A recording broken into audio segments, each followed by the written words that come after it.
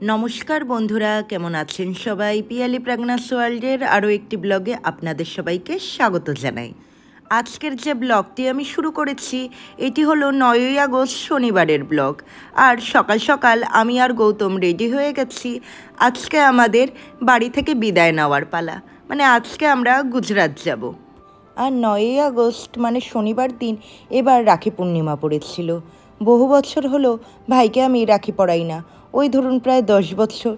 তাই গুজরাট যাওয়ার আগে আজকে আমি সকালবেলায় ভাইকে রাখি পরিয়ে যাব।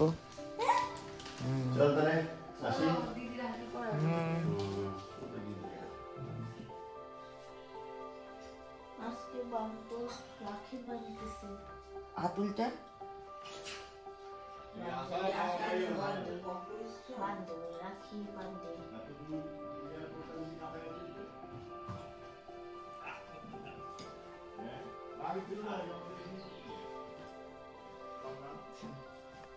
প্রণাম করো, প্রণাম কর, ভালো করে প্রণাম কর। তো কি আমি ছোট হই?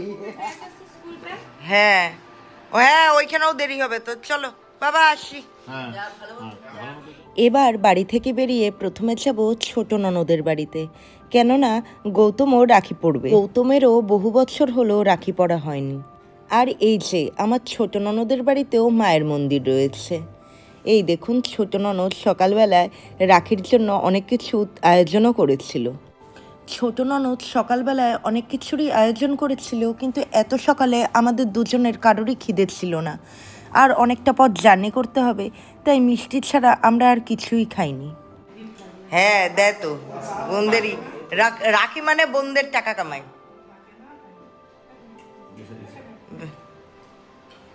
7 দিনে আমাদের গাল ফুলে দেখ ঢোল হয়ে গেছে। আর খাওয়াইস না, ব্যাস হয়ে গেছে। তবুও পরে ও জোর করে একটা করে পাবদা মাছ আমাকে আর গৌতমকে খাইয়ে দিয়েছিল। এই যে গোপী নিজের হাতে বানাইছে রাখি, আগে ওইটা পড়াইলো ওর ভাইকে। ওরা 19 দিনের ছোট বড়, গোপী 19 দিনের বড়, তাতান 19 দিনের ছোট।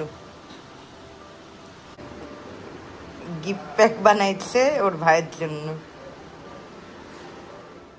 আর প্রথমে তো দেখলেন প্রাগনা ওর নিজের হাতের বানানো রাখি আগে ভাইকে পরালো, এবার আরেকটি রাখিও ভাইকে পরিয়ে দিল।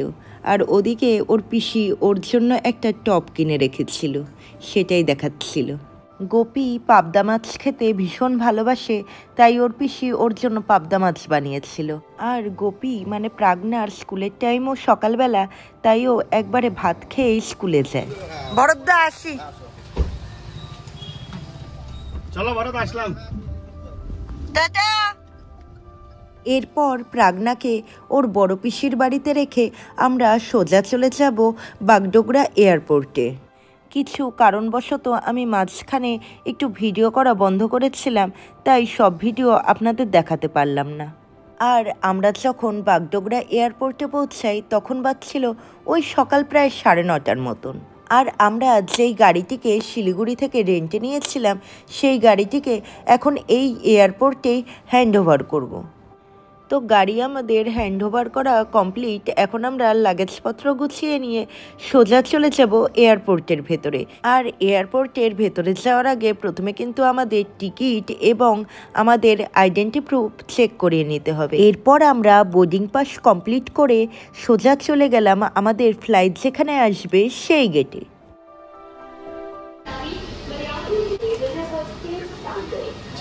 সকাল যখন প্রায় 10:53 মতন বাজে তখন অ্যানাউন্সমেন্ট হলো যে আমাদের ফ্লাইটটি চলে এসেছে এবং আমরা সবাই ফ্লাইটে যাওয়ার জন্য প্রস্তুতি নিয়ে নিলাম।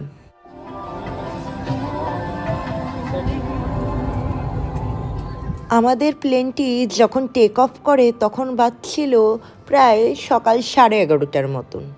আর আমরা এখন যাব প্রথমে মুম্বাইয়ে, এবং মুম্বাই থেকে বিকেলবেলায় আমাদের বড়োদরা অবধি ফ্লাইট রয়েছে।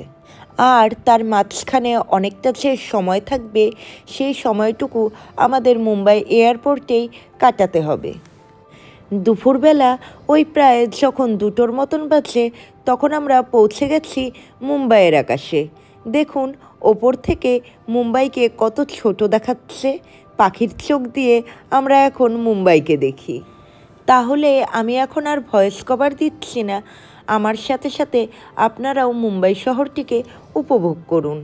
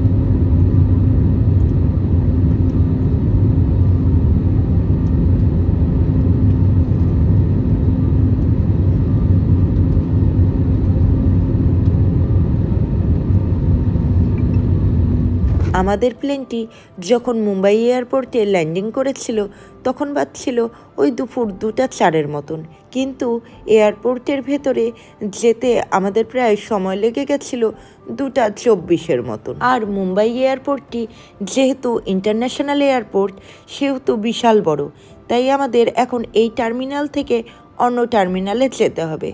তো আমরা যাই এবং আপনারা আমাদের সাথে সাথে দেখতে থাকুন আমরা সেদিন কি করেছিলাম। আমরা এখন এখান থেকে বেরিয়ে সোজা চলে গেছিলাম সেখানে টার্মিনাল 1 এবং টার্মিনাল 2 বাস আসবে সেখানে।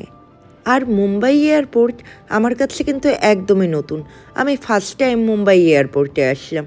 গৌতম মনে হয় এসেছিল এর আগে। আর তাছাড়াও গৌতম এই এয়ারপোর্টের কাজে কিন্তু ভীষণই এক্সপার্ট। আমি এতবার প্লেনে যাতায়াত করেছি ঠিকই, কিন্তু আমার একা যাওয়ার ক্ষমতা কিন্তু একদমই নেই। তো যাই হোক, আমাদের বাস চলে এসেছিল এবং বাসটি শহর দিয়েই আমাদের এখন টার্মিনাল 2তে নিয়ে যাচ্ছিল। তো আপনারা দেখতে থাকুন আমরা আরও কি করেছি। তো আমরা এখন পৌঁছে গেছি এয়ারপোর্টে। ওই দেখুন এয়ারপোর্টের নাম দেখা যাচ্ছে, ছত্রপতি শিবাজি মহারাজের নাম অনুসারে এই এয়ারপোর্টের নাম রাখা হয়েছে। আর এয়ারপোর্টের বাইরের দিকটা এতটাই সুন্দর গার্ডেনিং করা রয়েছে যে মনে হচ্ছে আমি অন্য জায়গায় চলে এসেছি। দেখুন কি সুন্দর গার্ডেনিং করা। তো আপনাদের সাথে এই সম্পূর্ণ এয়ারপোর্টের ভিউটাই আমি শেয়ার করছি।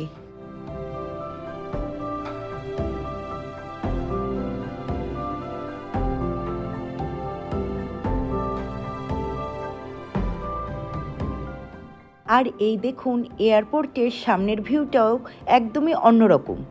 মাঝে মাঝে তাই ভাবি জানেন তো, সেরকমভাবে আমাদের কোথাও কিন্তু ঘুরতে যাওয়া হয় না, কিন্তু এই যখন আমরা বাড়িতে যাই তখন এই বাড়িতে যাওয়ার দৌলতেই আমাদের এই এয়ারপোর্টগুলো দেখা হয়ে যায়।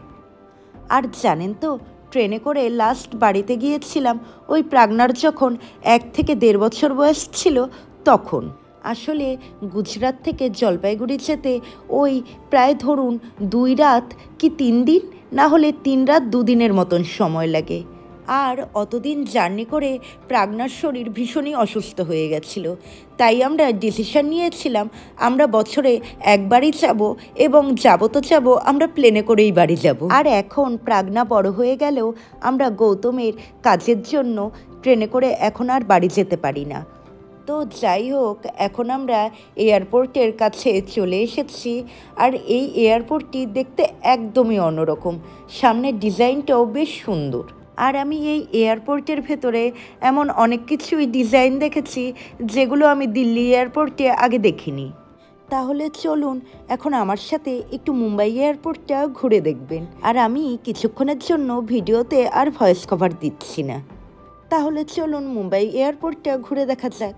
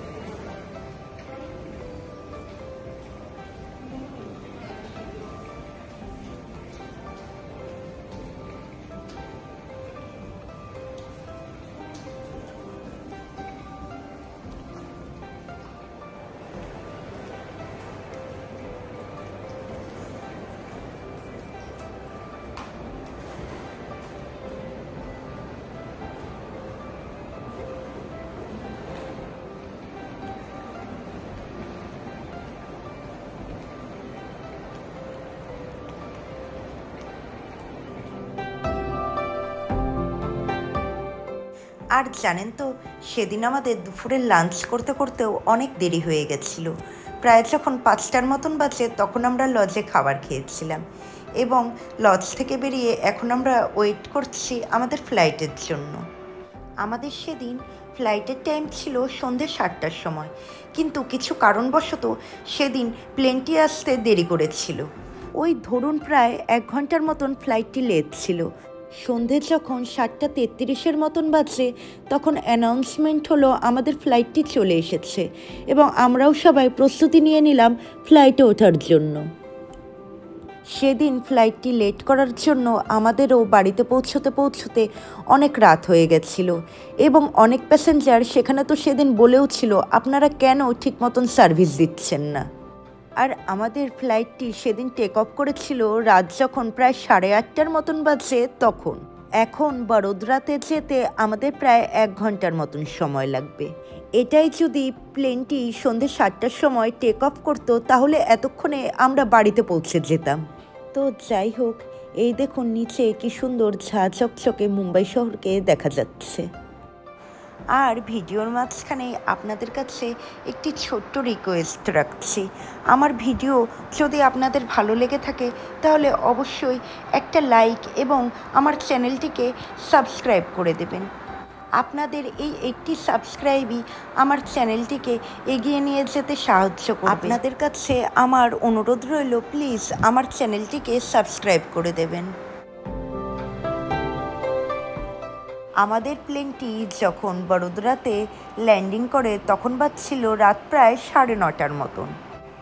আর আমাদের এয়ারপোর্টের কাছে পৌঁছতে ওই প্রায় সময় লেগে গেছিল 9:45 মতন। আর আমি যে এই এখন এয়ারপোর্টের ভিডিওটি বানাচ্ছি, এটি কিন্তু আমরা যেই কোম্পানির ফ্লাইটে করে এসেছি সেই কোম্পানিরই বাসে করে আমাদের এয়ারপোর্টের ভেতরে নিয়ে যাবে, সেই সময়টুকুর মধ্যে আমি এই ভিডিওটি বানিয়েছিলাম। আর আমাদের এয়ারপোর্টের ভেতরে যেতে সময় লেগেছিল ওই প্রায় 3 মিনিটের মতন। রাত যখন প্রায় 10টার মতন বাজে তখন চলে আসলাম আমরা এয়ারপোর্টের ভেতরে এবং আমাদের লাগেজগুলোকে নিয়েছিলাম। তো লাগেজ নেওয়া আমাদের এখন কমপ্লিট। এখন আমরা সোজা চলে যাব এয়ারপোর্টের বাইরে এবং আমাদের বাড়িতে যাওয়ার জন্য রওনা দেব। আর এই দেখুন আমাদের বড়োদরা এয়ারপোর্টের বাইরের জায়গাটি। তাহলে ভিডিওটা আমি আজকে এখানেই শেষ করছি। দেখা হবে আবার নেক্সট ভিডিওতে। Tata, bye bye.